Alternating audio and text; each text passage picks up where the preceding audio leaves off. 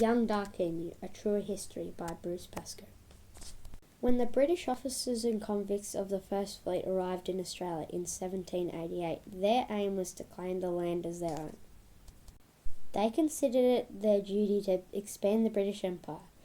They were confident in their assumption that they had the right to occupy the empty land. It is clear from journals of early settlers and explorers that few came to Australia to marvel at a new civilization. They had come to replace it.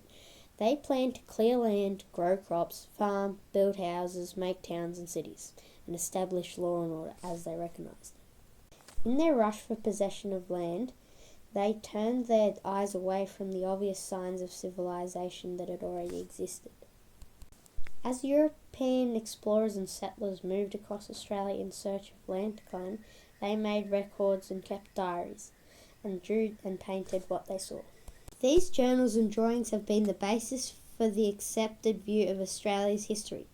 However, when we look at these records carefully, we can see Australia as it was prior to colonisation.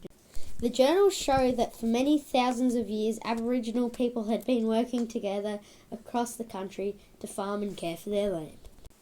It was very inconvenient truth that Indigenous Australians lived in permanent structures and in large communities, built dams and wells, planted and irrigated and harvested seed, and preserved and stored the surplus. In fact, Aboriginal people had been shaping their land for thousands of years.